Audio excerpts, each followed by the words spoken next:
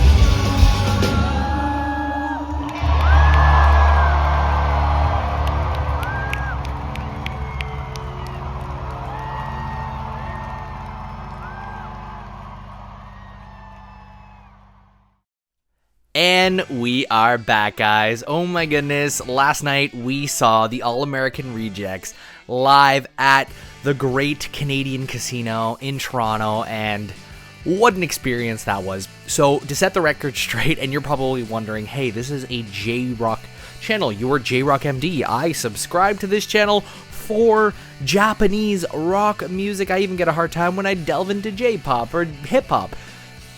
Just let me explain myself. We are doing something super cool this summer. It is called the Summer Music Battle 2026, where I am pitting my original taste, the taste in music that cultivated this love for Japanese music, from the small rock roots from my elementary school youth all the way until now. And I really feel like for you to truly understand me as a creator, as a reactor, as someone who enjoys music like you have to really understand my youth, what I listened to growing up. And this band is the epitome of the type of music that I grew up with in elementary school going into high school. That is this early to mid 2000s pop punk rock style music. And the All-American Rejects have that all written over them, that pop rock vibe that I just love, and it is something that is carried on into my taste and transformed into this platform that we have today. So that is my explanation, that is my justification for this. So let's go into what we saw. First off, I want to say that if you are not familiar with the All-American Rejects, if you are here strictly because your taste in music is in the Japanese rock scene, then I got some news for you. There are some bands that they are very similar to, and so if you want to listen to the All-American Rejects, I highly recommend them. They have a really good, nice, like I said, early 2000s nostalgic pop rock sound. Some bands that you might compare them to in terms of some sounds and some nuance would be, the first one that comes to the mind is some of Survive Said The Prophet, if you're familiar with them. Some of their non-heavy music. So if you ever heard any of Survive Said The Prophet's songs like Mary or something like that, it kind of has that kind of sound. Again, a very like kind of punchy, upbeat, pop rock, feel-good sound. Another band that I might relate them to is some of Spire's stuff, Man with a Mission, and maybe even Elgarden. Early Elgarden really reminds me of the All-American Rejects. If you like any of those bands or any of those sounds, I'd highly recommend the All-American Rejects.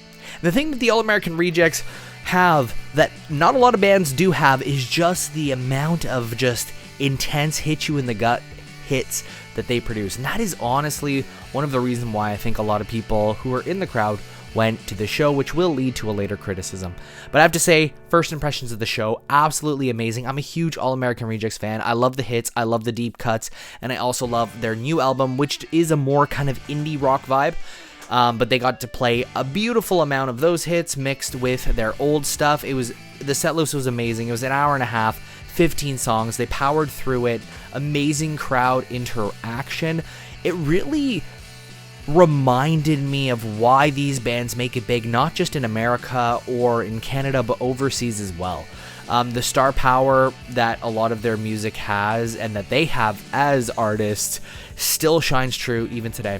And I've been seeing nothing but Japanese rock music. So going into, I guess, the western corner of this battle was kind of refreshing. And I think that actually that refreshingness of having something different than my Ride or Dies right now made the experience that much better. So I don't know if I was seeing it through that lens of like, oh wow, like I forgot how good non-Japanese bands can be, which sounds like a stupid thing to say because of course, like they are, but it's just my music taste in the last 5 to 8 years has been Japanese rock music. So I genuinely appreciated that. Of course, I snapped when they played their hits like Swing Swing, Dirty Little Secrets, Move Along, It Ends Tonight, Gives You Hell. And if you're probably sitting there like, whoa, I know a lot more All American Rejects songs than I thought. That's what I was thinking as they were playing their set list. I've kind of come to realize that an hour and a half set list is actually kind of perfect. Maybe it's my age talking, but it just feels like the perfect amount, and I really appreciate it. The opening band called Valley, which was a band from Toronto, Ontario, were also solid. I actually have to say they were one of the best openers that I have ever heard. Such feel-good kind of like modern pop rock music. It really fit with the whole atmosphere and vibe of the show. The venue itself was absolutely amazing. Large floor, maybe a couple thousand capacity. They had a giant kind of stand in the back. It was beautiful, well air conditioned. It was 46 degrees in Toronto that day with the Humidex, and we were cool as a cucumber. So that was absolutely amazing. The band killed it. I loved the crowd interaction for Gives You Hell. The lead singer, Tyson Ritter, grabbed someone from the crowd and is like, you are the crown jewel of Toronto. You have just been jumping this whole time. Why don't you finish this one off with me? So he brought him over just below the stage, and they did a cool little duet. He kind of hyped the crowd up. And that kind of segues into one of the things that I didn't like too much about the show, and that was actually the crowd. I felt like the crowd was a little bit weak. It could have been that it was a Tuesday. People were tired after work, and it was a very hot day. That could have been it, but that is just a trend with Toronto in the rock scene.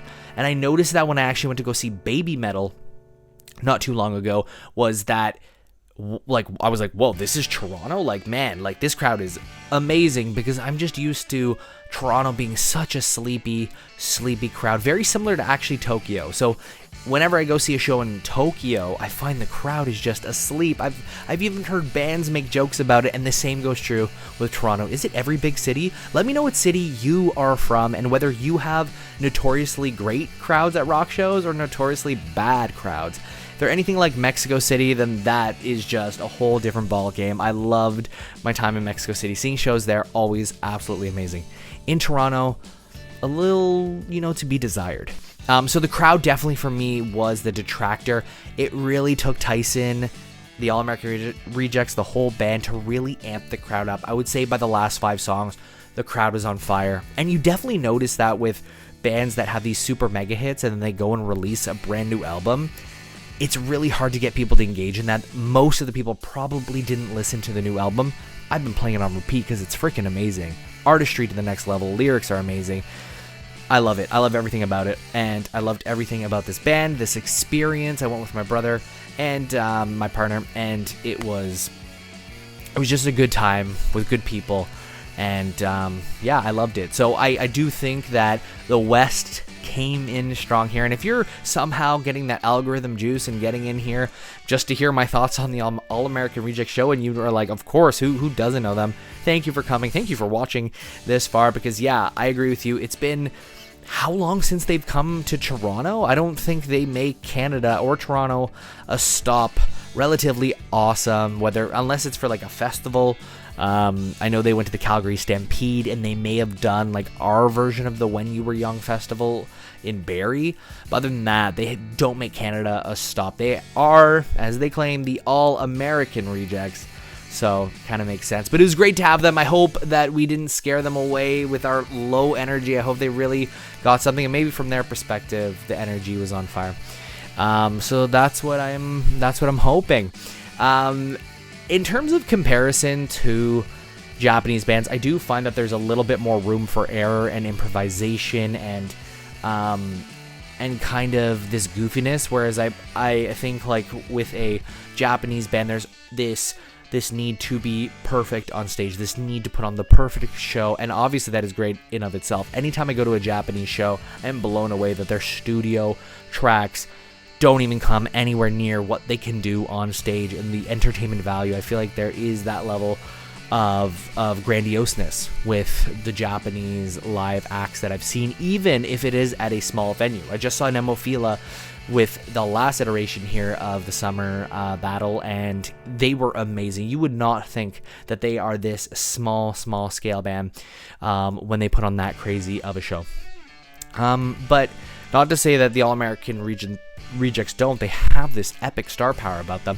It's just they can play around with it more. They can be goofy, and people in the crowd like that. And there is some pitchiness in there. There is some times where they didn't quite hit it in some songs, and that is okay. There's, I think, a lot more forgiveness there. This may be a weird take, just kind of me riffing right now. But yeah, this is Western Side, the blue corner as we're calling it. They enter the battle for the summer music battle, where at the end of it, I am going to just talk about my impressions, about what I noticed from my experiences seeing Western bands here in, their home.